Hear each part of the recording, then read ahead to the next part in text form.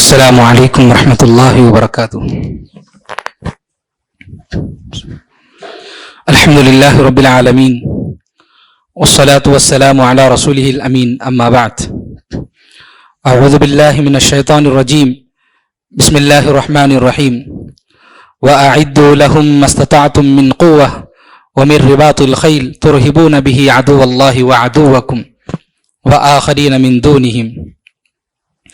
سورہ توبہ کی یہ آیت ہے۔ اللہ رب العالمین نے اس آیت کریمہ میں مسلمانوں سے خطاب کرتے ہوئے فرمایا کہ آپ لوگ جس قدر ہو سکے تیار رہنا، اپنی طاقت مضبوط کرنا۔ دراصل یہ جو آیتیں ہیں، جیسا کہ بتلایا گیا کہ سورۃ الانفال اور سورۃ توبہ، یہ دونوں سورتیں، ان دونوں سورتوں کا مضمون جو ہے جنگوں سے متعلق ہے۔ تو اس صورت میں یہ بتلایا گیا کہ مسلمانوں کو ہمیشہ تیار رہنا چاہیے کہ اگر کوئی مسلمانوں کے خلاف اسلام دشمنی کا اظہار کرنا چاہتا ہے، مسلمانوں پر حملہ کرنا چاہتا ہے تو کر سکتا ہے۔ تو ایسے موقع پر مسلمان کو جو ہے اپنی طاقت کو مضبوط کیے رکھنا چاہیے۔ مطلب یہ نہیں کہ مسلمان جو ہے حملہ کرے، کسی کو تکلیف دے، یہ مطلب نہیں ہے، بلکہ اپنے آپ کو تیار رکھے کہ اگر کوئی حملہ کرے تو ہم جو ہے اس کا دفاع کر سکیں اور جو ہے اس کو روک سکیں اور اپنی طاقت کا اظہار کر سکیں ایسے موقع پر۔ یہ جو اللہ رب العالمین نے اس آیت کریمہ میں بیان فرمایا، اور یہ حکم قیامت تک کے لیے ہے۔ لیکن امت کی تاریخ کو جب ہم پڑھتے ہیں، مسلمانوں کی کافی طاقت تھی، مسلمانوں کا کافی پاور تھا، دنیا میں بہت ساری فتوحات مسلمانوں کو ملی تھی، لیکن مسلمانوں نے اس کا صحیح استعمال نہیں کیا۔ مسلمان بہت ساری جو ہے عیش میں پڑ گئے اور انہوں نے جو ہے اپنے آپ کو مضبوط نہیں کیا۔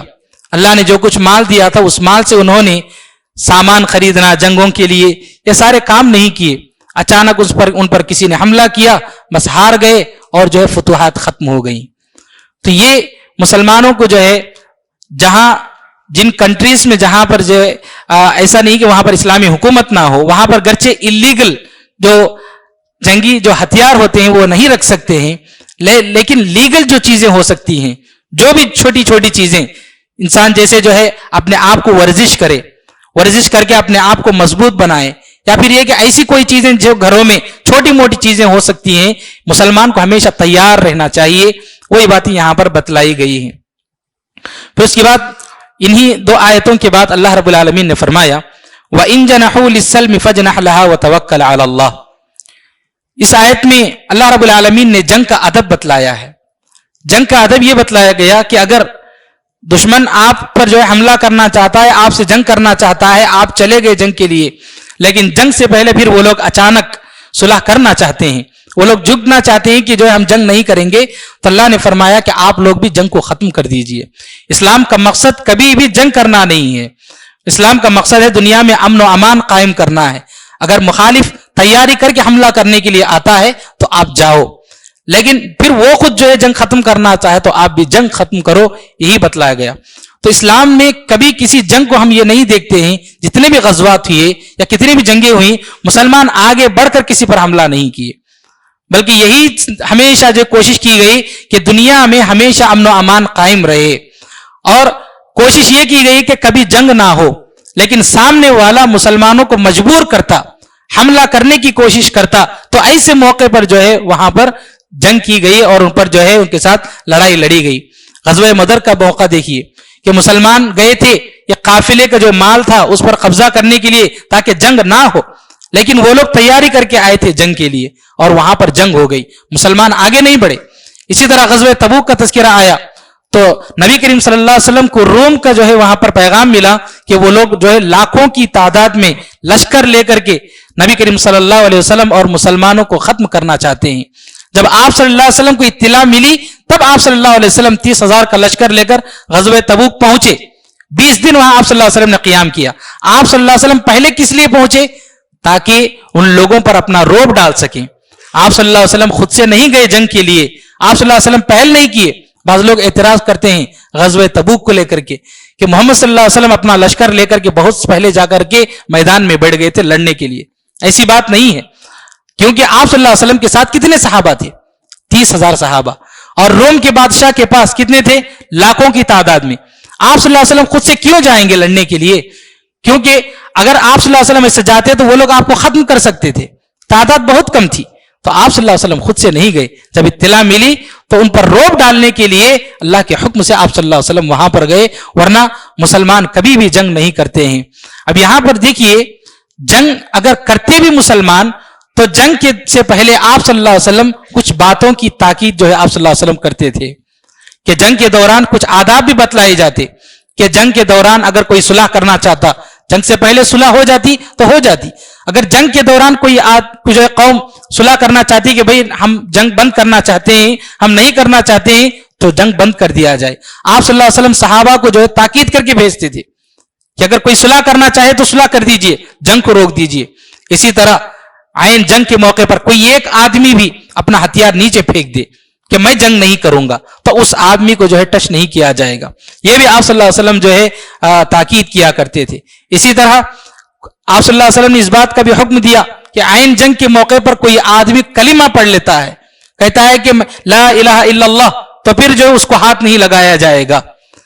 اور اسی طرح ایک اور ادب یہ بتلایا جاتا, وہ یہ کہ بچوں کو, بوڑھوں کو اور عورتوں کو ہاتھ نہیں لگایا جائے گا, درختوں کو کاٹا نہیں جائے گا, آبادیوں کو اجاڑا نہیں جائے گا. آپ صلی اللہ علیہ وسلم اس کی تاکید کر کے بھیجتے تھے. اور آج ہم جن جنگوں کو دیکھتے ہیں دنیا میں, نہ بچوں کا اعتبار, نہ بوڑھوں کا اعتبار, نہ عورتوں کا اعتبار, نہ آبادی کا اعتبار, کسی چیز کا اعتبار نہیں کیا جاتا. پوری کی پوری آبادی کو اجاڑ دیا جاتا ہے, لاکھوں کی تعداد میں لوگوں کو قتل کیا جاتا ہے. لیکن اس کے باوجود بھی دیکھیے دہشت گردی کا الزام آتا ہے اسلام پر, دہشت گرد قرار دیا جاتا ہے محمد صلی اللہ علیہ وسلم کو.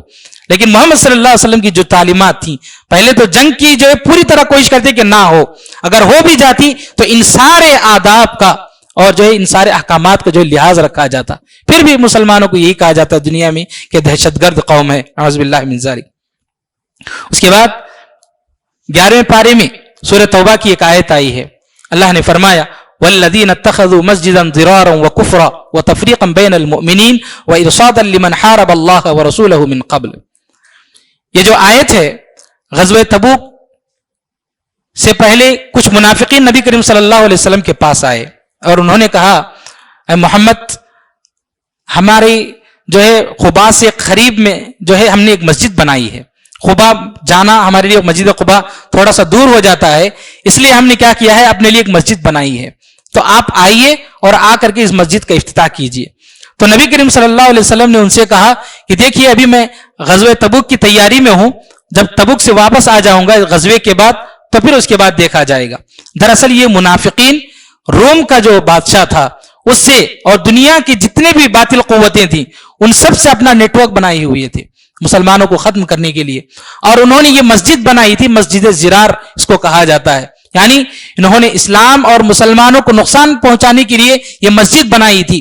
جب نبی کریم صلی اللہ علیہ وسلم تبوک سے آ رہے تھے تو اللہ رب العالمین نے اس آیت کو نازل کر کے بتلایا کہ ان لوگوں نے جو مسجد بنائی اسلام کو نقصان پہنچانے کے لیے. فرمایا اللہ رب العالمین نے والذین اتخذوا مسجدا ضرارا, کہ ان لوگوں نے جو مسجد بنائی ہے نقصان پہنچانے کے لیے بنائی ہے, وکفرا, اور کفر کرنے کے لیے بنائی ہے, اور وتفریقا بین المؤمنین, اور مؤمنین کے درمیان پھوٹ ڈالنے کے لیے انہوں نے بنائی ہے, وارصادا لمن حارب اللہ ورسولہ, اور اللہ اور اس کے رسول سے جو لوگ بھی جنگ کرتے ہیں ان کے گھات کے لیے جو جگہ بنائی گئی ہے اللہ رب العالمین نے بتلایا. اور اس کے بعد اللہ نے فرمایا لا تقم فیہ ابدا, آپ اس جگہ پر کبھی بھی مت جائیے.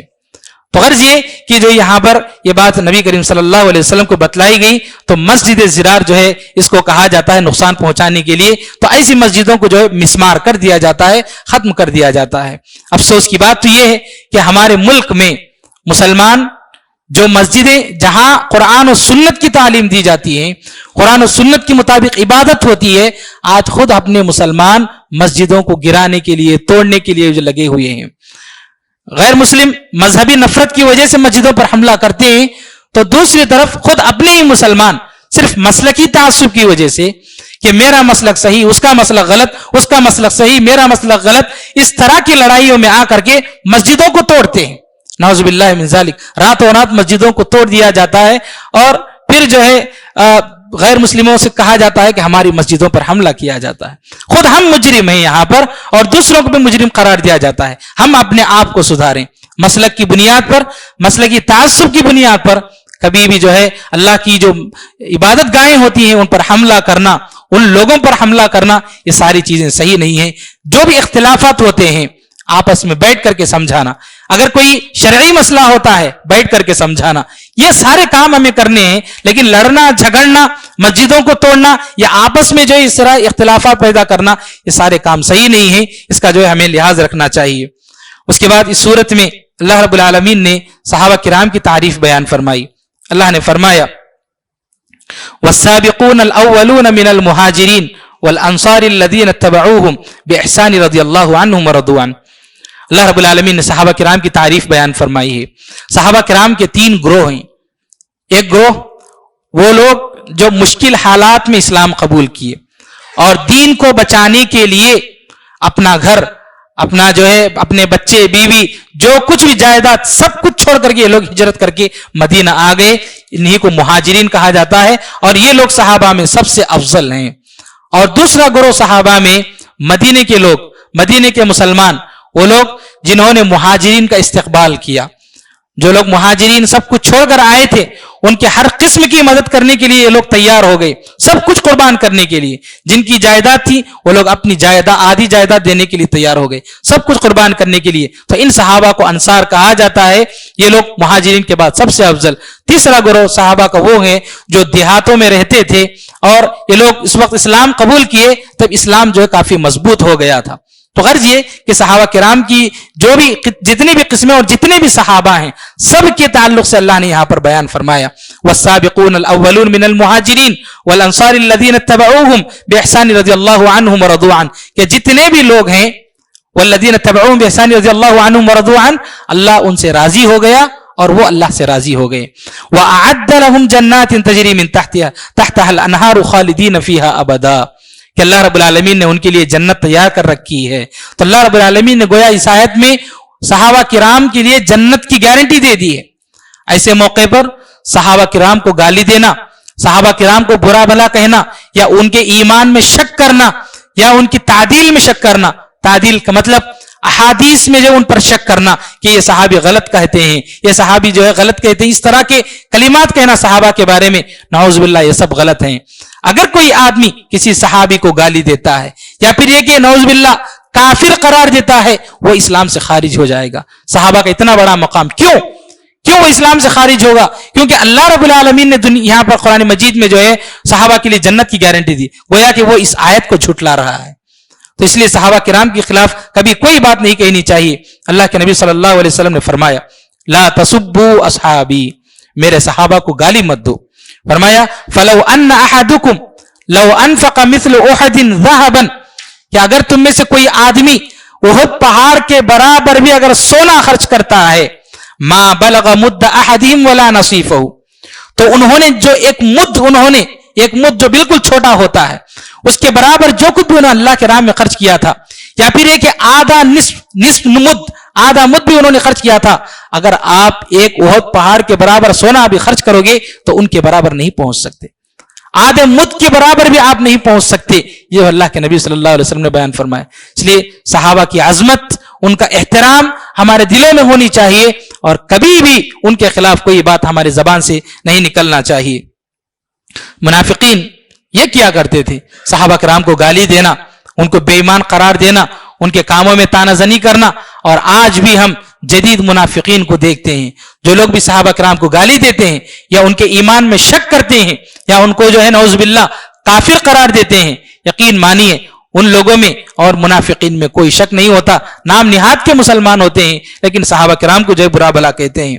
اس کے بعد سورہ یونس شروع ہوتی ہے. سورہ یونس علیہ الصلوۃ والسلام کے مقام اور مرتبے کے تعلق سے اللہ رب العالمین نے فرمایا ولا تکن کصاحب الحوت. صحابہ انبیاء کرام جو بھی تھے, انبیاء کرام کے درمیان ان کی فضیلتوں میں اونچ نیچ ہے. جیسا کہ اللہ نے فرمایا تلک الرسل فضلنا بعضهم على بعض, جتنے بھی رسول ہیں کسی نبی کا مقام اونچا ہے, کسی رسول کا مقام جو ہے ان سے ذرا تھوڑا کم, کسی رسول کا مقام ان سے اونچا ہے. اس طرح سے فضیلتوں میں کچھ اونچ نیچ ہے, جس کا اللہ رب العالمین نے تذکرہ فرمایا. تو یہ گستاخی ہوگی اگر کہا جائے انبیاء کے بارے میں، لیکن اللہ رب العالمین نے یہاں پر بیان فرمایا وَلَا تَكُنْ كَصَاحِبِ الْحُوتِ، کہ محمد صلی اللہ علیہ وسلم سے کہا اللہ رب العالمین نے کہ آپ مچھلی والے کی طرح نہ ہو جانا، یعنی یونس علیہ السلام کی طرح نہ ہو جانا. یعنی اس سے پتہ چلتا ہے کہ یونس علیہ السلام کا مرتبہ انبیاء کرام میں دوسرے انبیاء سے تھوڑا سا کم تھا، لیکن اس کے باوجود اللہ کے نبی صلی اللہ علیہ وسلم کی عاجزی اور انکساری دیکھیے کہ اللہ کے نبی صلی اللہ علیہ وسلم کو سارے انبیاء کا سردار قرار دیا گیا، سارے انبیاء کا جو امام قرار دیا گیا، جیسا کہ نبی کریم صلی اللہ علیہ وسلم نے فرمایا انا سید ولد آدم یوم القیامہ، قیامت کے دن میں آدم کی جتنی بھی اولاد ہے ساری اولاد کا میں سردار ہوں. لیکن آپ صلی اللہ علیہ وسلم نے فرمایا، بخاری و مسلم کی روایت ہے، فرمایا ما ينبغي لعبد ان يقول انا خیر من یونس بن متى، کسی آدمی کے لیے اس بات کی جو ہے یہ بات کہنا مناسب نہیں ہے کہ میں یونس سے بہتر ہوں. نبی کریم صلی اللہ علیہ وسلم کتنا اونچا مقام، لیکن آپ عاجزی اور انکساری کی جو ہے اظہار کرتے تھے. کبھی یہ نہیں کہ میں بہت بڑا نبی، میں بہت بڑا رسول، سب سے اونچا میرا مقام ہے، آپ صلی اللہ علیہ وسلم یہ نہیں کہتے تھے. بلکہ صحیح بخاری کی ایک اور روایت ہے، نبی کریم صلی اللہ علیہ وسلم نے فرمایا من قال انا خیر من یونس فکذب، کہا صلی اللہ علیہ وسلم نے کہ وہ جھوٹ کہتا ہے اگر کوئی آدمی مجھے یونس سے بہتر قرار دیتا ہے، تو یہ فرمایا. تو ہر نبی کا آپ صلی اللہ علیہ وسلم احترام کرتے تھے، گرچہ آپ صلی اللہ علیہ وسلم کا مقام سب سے اونچا تھا. اس کے بعد اسی صورت میں یہ جو صورت ہے سورہ یونس، دراصل انفال اور جو توبہ ہے ان دونوں صورتوں میں جنگوں کا تذکرہ آیا کہ مشرکین اور اسلام دشمنان اگر مسلمانوں پر اپنی دشمنی کا اظہار کرنا چاہتے ہیں، وہ حملہ کرنا چاہتے ہیں، تو آپ ان کو جو ہے جنگ کی شکل میں انہیں جواب دیجئے. یہ اللہ رب العالمین نے ان دونوں صورتوں میں بیان فرمایا. ان دونوں صورتوں کا مضمون ایک ہی ہے، اسی لیے سورہ توبہ کے میں شروع میں دونوں صورتوں کے درمیان جو ہے بسم اللہ الرحمن الرحیم نہیں ہے. اب یہ جو صورت ہے سورہ یونس، اس صورت میں مشرکین کے غلط عقائد کا تذکرہ کیا گیا. بالخصوص یہ لوگ رسولوں کا انکار کرتے تھے، رسول کا انکار کرتے تھے، یوم آخرت کا انکار کرتے تھے، اور توحید کا انکار کرتے تھے، ایک اللہ کو ماننے کا انکار کرتے تھے. تو اس صورت میں ان لوگوں کے جو غلط عقائد ہیں، ان عقائد کا جواب زبان سے دینے کا حکم دیا گیا ہے. اور دیکھیے کفار و مشرکین اس صورت میں ایک آیت ہے، اللہ رب العالمین نے فرمایا وَإِذَا مَسَّ الْإِنسَانَ الضُّرُّ دَعَانَا لِجَنبِهِ أَوْ قَاعِدًا أَوْ قَائِمًا. ان لوگوں کی جو حرکتیں تھیں مشرکین مکہ کی، یہ لوگ جب کبھی تکلیف پہنچتی ان لوگوں کو، سخت تکلیف پہنچتی، تو اللہ رب العالمین کو پوری اخلاص کے ساتھ پکارتے تھے کہ اے اللہ ہمیں مصیبت سے بچا لے. اللہ نے یہی فرمایا وَإِذَا مَسَّ الْإِنسَانَ الضُّرُّ، جب انسان کو تکلیف پہنچتی دعانا لجنبه، یہ لوگ اپنے پہلو پر ہمیں پکارتے، او قاعدا یا بیٹھ کر کے، او قائما یا کھڑے ہو کر کے، فلما کشفنا عنہ ضرہ، جب ہم اس کی تکلیف کو دور کر دیتے، مر کأن لم يدعنا الى ضر مسا، یہ لوگ ایسے گزر جاتے گویا کہ انہوں نے ہمیں تکلیف کے وقت پکارا ہی نہیں. اس طرح سے گزر جاتے، اللہ کا شکر بھی ادا نہیں کرتے اور اللہ کی طرف لوٹتے بھی نہیں. اس طرح کی حرکت یہ لوگ کیا کرتے تھے. جیسا کہ اللہ تعالیٰ نے ایک اور آیت میں بیان فرمایا فَإِذَا رَكِبُوا فِي الْفُلْكِ دَعَوُا اللَّهَ مُخْلِصِينَ لَهُ الدِّينَ، یہ لوگ سمندر میں سفر کرتے، کسی طوفان میں پھنس جاتے ان کی کشتی، تو یہ لوگ پورے اخلاص کے ساتھ اللہ رب العالمین کو پکارتے کہ اے اللہ ہمیں بچا لے، ہمیں بچا لے.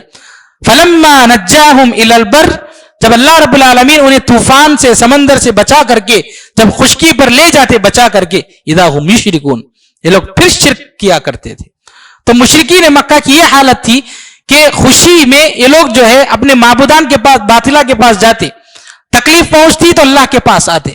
آج کے مسلمان جو اپنے آپ کو مسلمان کہتے ہیں، نام نہاد مسلمان، جو شرک میں پھنسے ہوئے ہیں، ان لوگوں کا معاملہ غلط ہے کہ یہ لوگ جو ہے مصیبتوں کے وقت میں مزاروں کے پاس یا پیر باباؤں کے پاس جانا، یا پھر یہ کہ ان لوگوں کو یاد کر کے ان سے مصیبت کے وقت میں، پریشانی میں ان کو یاد کرنا، یا غوث پاک یا جو عبد القادر جیلانی، اس طرح کی باتیں کہنا، نعوذ باللہ من ذالک، معاملہ بالکل غلط.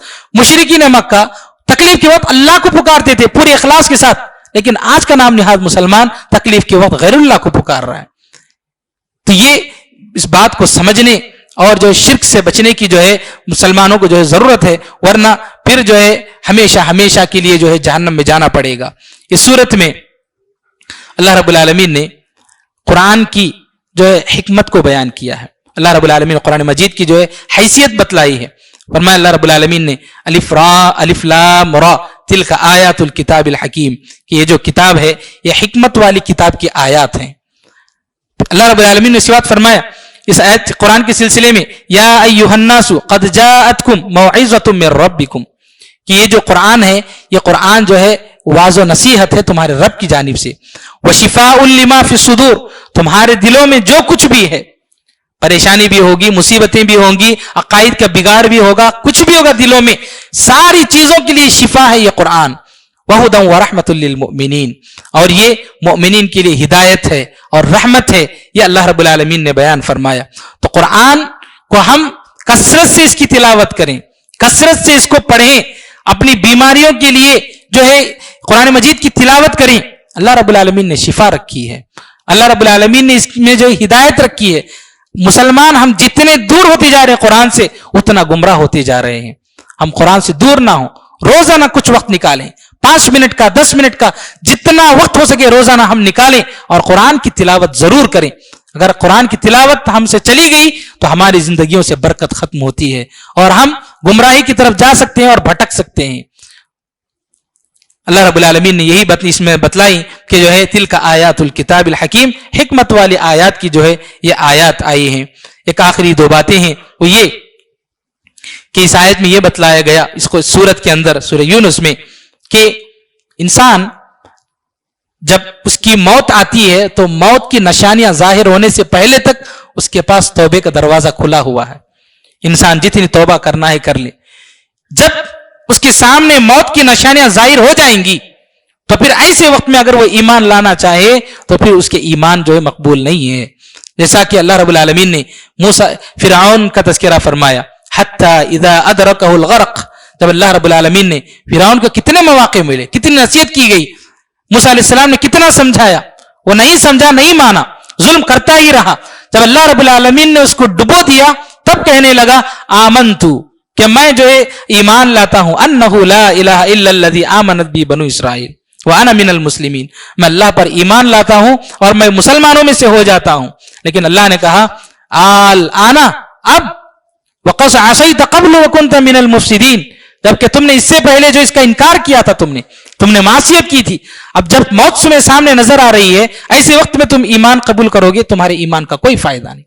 تو اس لیے ہمیں تیار رہنا چاہیے ہر مسلمان کو، جو بھی گناہ کرتے ہیں، بڑے گناہ کرتے ہیں، چھوٹے گناہ کرتے ہیں، ہمیشہ توبے میں لگے رہنا چاہیے۔ ہم سے کچھ بھی گناہ ہو گیا، اس دن کا گناہ اس دن یاد کر کے توبہ کر کے اللہ سے مغفرت مانگ لینی چاہیے۔ موت اچانک آ گئی، مر گئے، پھر اس کے بعد ساری چیزیں ختم، توبے کا دروازہ بند ہو جاتا ہے۔ اس لیے ہمیں موت کے لیے ہمیشہ جو ہے تیاری کرتے رہنا چاہیے۔ آخر میں یہاں پر یونس علیہ السلام کی قوم کا ذکر آیا۔ یونس علیہ السلام نے قوم کو بہت سمجھایا کہ سمجھ جاؤ، اللہ پر ایمان لاؤ، لیکن انہوں نے نبی کا انکار کیا۔ اللہ رب العالمین نے انہیں عذاب کی دھمکی دی اور 3 دن کا وقت دیا ان لوگوں کو کہ تم لوگ سدھر جاؤ، لیکن یہ لوگ نہیں سدھرے۔ اس کے بعد جب اللہ رب العالمین کے جو ہے عذاب کے آثار نظر آنے لگے تو یہ لوگ جب سمجھ گئے، تب سدھر گئے اور پوری کی پوری بستی جو ہے اللہ کے لیے سجدہ ریز ہو گئی۔ اللہ رب العالمین نے ان لوگوں کو معاف کر دیا اور جو عذاب آ ہی رہا تھا، اللہ رب العالمین نے عذاب کو ہٹا دیا۔ تو ان کے لیے یہ جو توبہ، ان کی جو توبہ تھی، بڑی جو شاندار توبہ تھی ان کی، اللہ رب العالمین نے جو ہے ان لوگوں کو معاف کر دیا۔ رب العالمین سے دعا ہے کہ اللہ تعالی ہم سب کو کتاب و سنت کے مطابق زندگی گزارنے کی توفیق نصیب فرمائے۔ رب العالمین قرآن و سنت کو پڑھنے، اس کو سمجھنے اور اس پر عمل کرنے کے اللہ ہمیں توفیق نصیب فرمائے۔ رب العالمین ہماری ہر قسم کی عبادت کو قبول فرما۔ ربنا تقبل منا انك انت السميع العليم وتب علينا انك انت التواب الرحيم برحمتك يا ارحم الراحمين والحمد لله رب العالمين۔